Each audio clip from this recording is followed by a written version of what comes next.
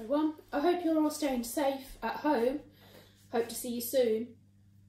But I'm going to start now with chapter 4 of Roald Dahl and Fantastic Mr. Fox.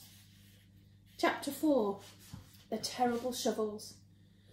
Down the hole, Mrs. Fox was tenderly licking the stump of Mr. Fox's tail to stop the bleeding. "It was the finest tail for miles around," she said between licks. "It hurts," said Mr. Fox. "I know it does, sweetheart, but it'll soon get better." "And it will grow soon again, Dad," said one of the small foxes. "It will never grow again," said Mr. Fox. "I shall be tailless for the rest of my life." He looked very glum. There was no food for the foxes that night, and soon the children dozed off. Then Mrs. Fox dozed off, but Mr. Fox couldn't sleep because of the pain in the stump of his tail. "Well," he thought, "I suppose I'm lucky to be alive at all. And now they've found our hole, we're going to have to move out as soon as possible. We'll never get any peace if—" What was that? He turned his head sharply and listened. The noise he heard now was the most frightening noise a fox could ever hear. The scrape, scrape, scraping of shovels digging into the soil. "Wake up!" he shouted. "They're digging us out!"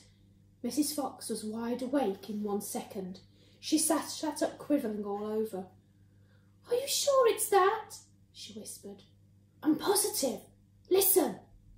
"They'll kill my children!" cried Mrs. Fox. "Never," said Mr. Fox. "But darling, they will," sobbed Mrs. Fox. "You know they will." Scrunch, scrunch, scrunch went the shovels above their heads. Small stones and bits of earth began falling from the roof of the tunnel.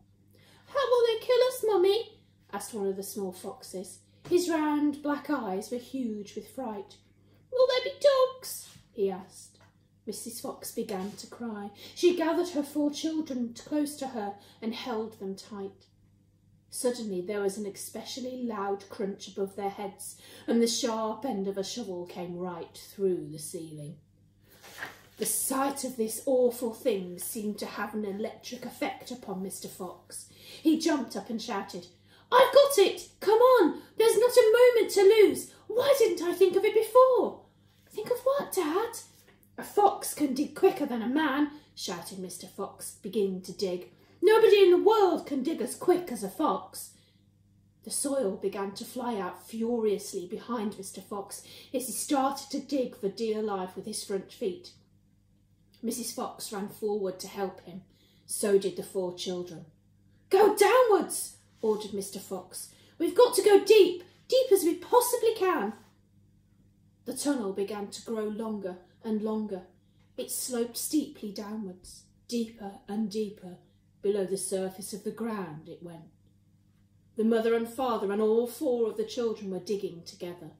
Their front legs were moving so fast they couldn't see them, and gradually the scrunching and the scraping of the shovels became fainter and fainter. After about an hour, Mr. Fox stopped digging. "Hold it," he said. They all stopped. They turned and looked back up the long tunnel they'd just dug. All was quiet. "Phew," said Mr. Fox. "I think we've done it. They'll never get as deep as this. Well done, everyone." They all sat down, panting for breath, and Mrs. Fox said to her children, "I should like you to know that if it wasn't for your father, we should all be dead by now. Your father is a fantastic fox." Mr. Fox looked at his wife and she smiled. He loved her more than ever when she said things like that. And I'll read chapter 5 another evening.